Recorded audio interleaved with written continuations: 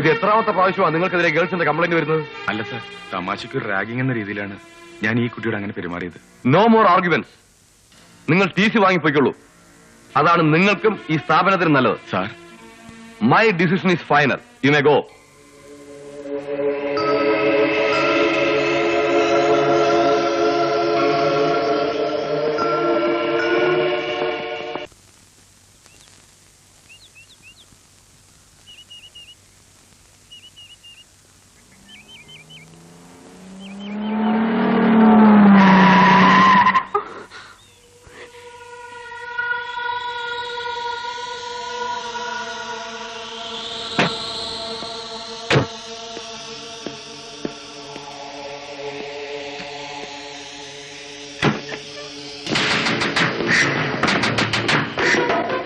കാമുകനെ കാണാൻ പോവുക അല്ലേ? അവൻ പറഞ്ഞിട്ടല്ലേ നീ എനിക്കെതിരെ കംപ്ലൈന്റ് കൊടുത്തത്? അന്ന് റാഗ് ചെയ്തേ ഉള്ളൂ. ഇന്ന് നിന്നെ റേപ്പ് ചെയ്യാൻ പോവുക. അതിന്റെയും കൂടി പരാതി നീ പ്രിൻസിപ്പലിനോട് ചെന്ന് പറഞ്ഞേക്ക്.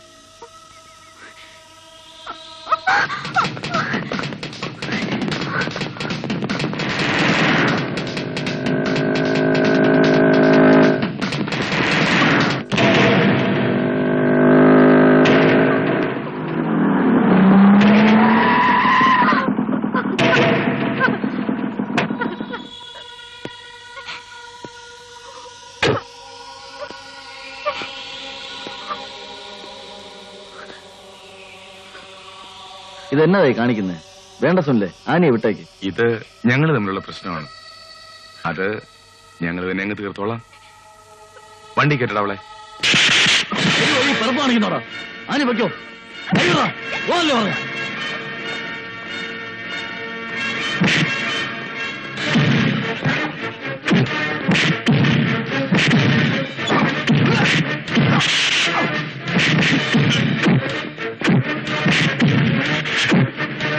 സുനിൽ,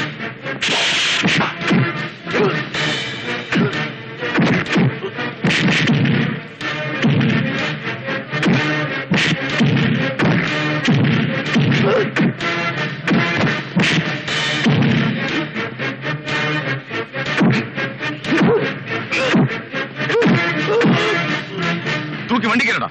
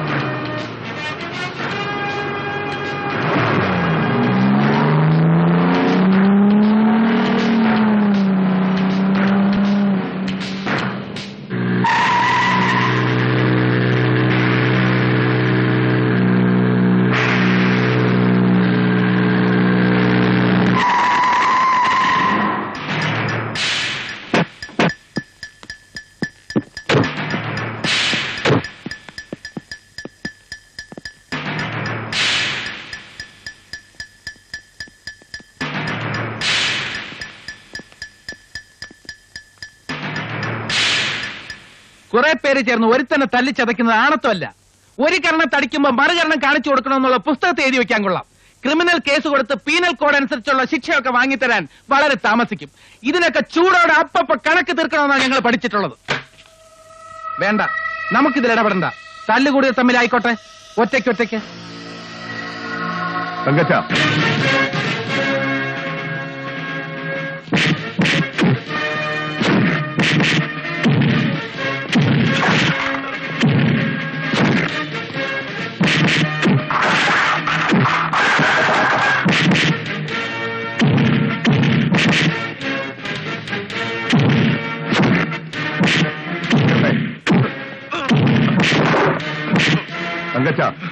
മതി. ഇനി ഇതിന്റെ പേരിൽ ആരെങ്കിലും എന്തെങ്കിലും പ്രശ്നങ്ങൾ ഉണ്ടാക്കാൻ വന്നാൽ മുട്ടേല് ഞങ്ങൾ തല്ലിയൊടിക്കും. പിള്ളമാരോടെല്ലാം ചെന്ന് പറഞ്ഞേക്ക്, ഉപ്പ് കണ്ടങ്കാർക്ക് പഴയ വഴിയിലോട്ട് തിരികെ പോകാൻ മടിയൊന്നുമില്ലെന്ന്. പടാ.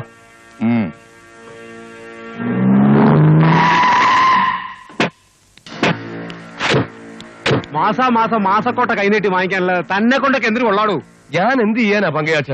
എടോ, ആ പോളത്തിനെയും കൂട്ടരെയും കൊണ്ട് ശരിക്കൊന്ന് പൂച്ചിക്കൂടായിരുന്നോ? കാരണമില്ലാതെ ഉപ്പ് കണ്ടക്കാരെ കസ്റ്റഡി എടുക്കാന്നൊക്കെ പറയുന്നത് അത്ര ഈസി ഒന്നുമല്ല. എന്റെ തൊപ്പി വരെ പോയേക്കും. ചുമ്മാ പോട്ടടോ.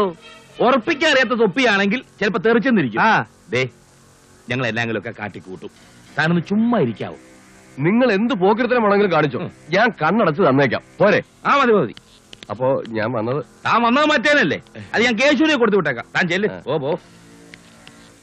നാണക്കേടായാലോടാ.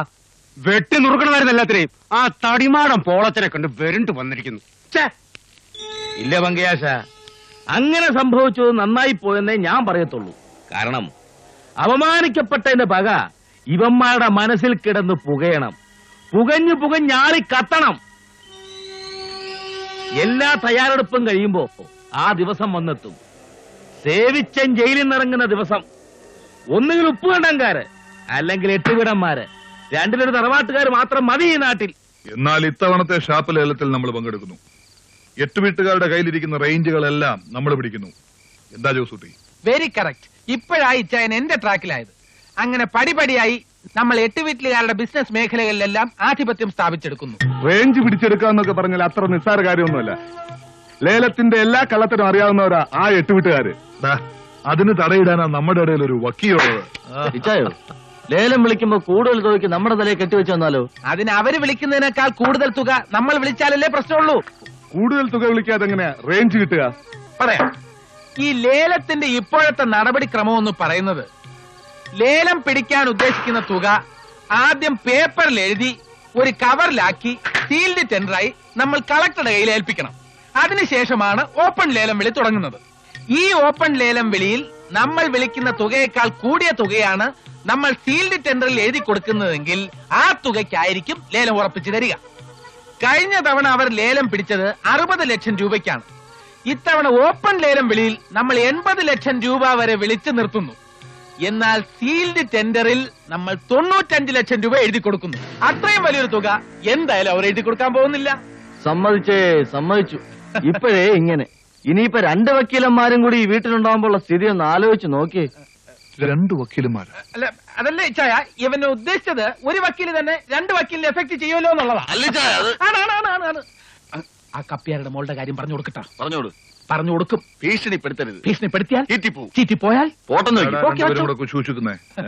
ഒന്നുമില്ല അച്ഛായ, ആ കപ്പ്യാരുടെ മോളില്ലേ, മോള് കപ്പ്യാരുടെ മോള് മടത്തിച്ചേരാൻ പോവാണെന്ന്. അത് നല്ല കാര്യമല്ലേ? അതെ.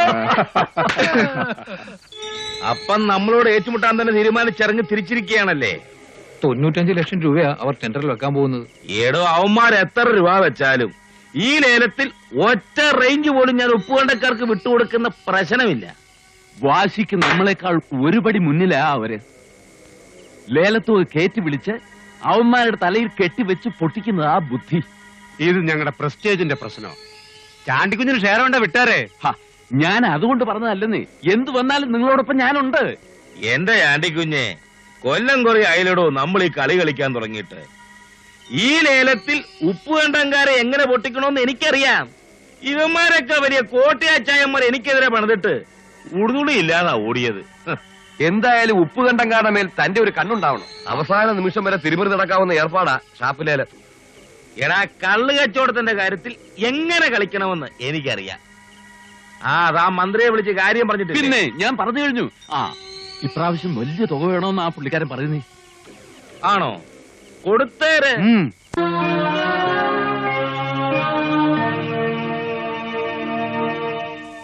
ആദ്യമായി ഈ ജില്ലയിലെ കാഞ്ഞിരപ്പള്ളി റേഞ്ചിന്റെ ലേലമാണ് ആരംഭിക്കാൻ പോകുന്നത്. ടെൻഡറുകൾ ക്ഷണിച്ചുകൊള്ളുന്നു.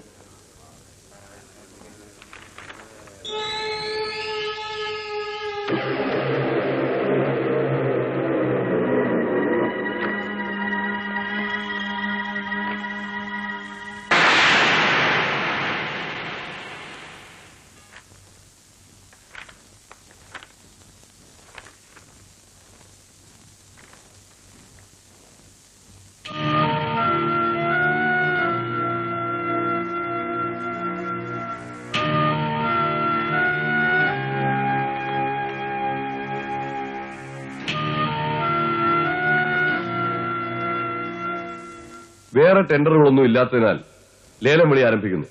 50 ലക്ഷം രൂപ, 50 ലക്ഷം രൂപ, 50 ലക്ഷം രൂപ, 60 ലക്ഷം, 60 ലക്ഷം രൂപ, 65 ലക്ഷം, 65 ലക്ഷം രൂപ, 70, 70 ലക്ഷം രൂപ, 75, 75 ലക്ഷം രൂപ, ഇനിയും തുക കൂട്ടുന്നത് സൂക്ഷിച്ചു വേണം. വിളിയടാ. 80 ലക്ഷം രൂപ, 80 ലക്ഷം രൂപ, 81 ലക്ഷം, 81 ലക്ഷം രൂപ, 82, 82 ലക്ഷം രൂപ, 83, 83 ലക്ഷം രൂപ, വിളിയടാ. 85 ലക്ഷം രൂപ, 85 ലക്ഷം രൂപ, മതിച്ചേ. 85 ലക്ഷം രൂപ ഒരു തരം, 85 ലക്ഷം രൂപ ഒരു തരം, 85 ലക്ഷം രൂപ ഒരു തരം, 85 ലക്ഷം രൂപ രണ്ടു തരം, 85 ലക്ഷം രൂപ രണ്ടു തരം, 85 ലക്ഷം രൂപ രണ്ടു തരം. ആരും കൂട്ടി വിളിക്കാനില്ലാത്തതിനാൽ 8 വീട്ടിൽ അനന്തംപിള്ളിയുടെ പേരിൽ 2 തരം പറഞ്ഞ് നിർത്തുന്നു. എന്നാൽ വിളിച്ചതിനേക്കാൾ കൂടിയ തുക ടെൻഡറിൽ ആരെങ്കിലും എഴുതിയിട്ടുണ്ടെങ്കിൽ ആ തുകയ്ക്കായിരിക്കും ലേലം ഉറപ്പിക്കുക.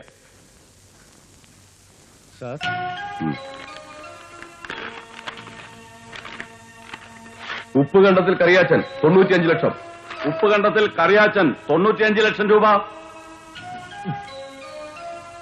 8 വീട്ടിൽ അനന്തപിള്ള 96 ലക്ഷം, 8 വീട്ടിൽ അനന്തംപിള്ള 96 ലക്ഷം രൂപ,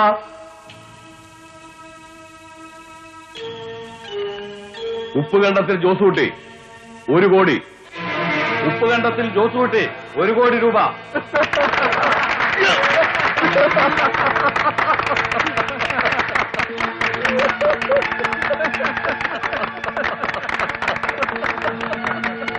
വിളിച്ച തുകയേക്കാൾ ടെൻഡർ തുക കൂടിയതുകൊണ്ട് ഉപ്പുകണ്ടത്തിൽ ജോസൂട്ടിക്ക് ലേലം സ്ഥിരപ്പെടുത്തുന്നു. ജോജി വരൂ. റെക്കോർഡുകൾ ഹാജരാക്കുക. Well done Joji, well done. ഇത് മോന അറിയത്തില്ലയോ? പിന്നല്ലോ കലക്കി കലക്കി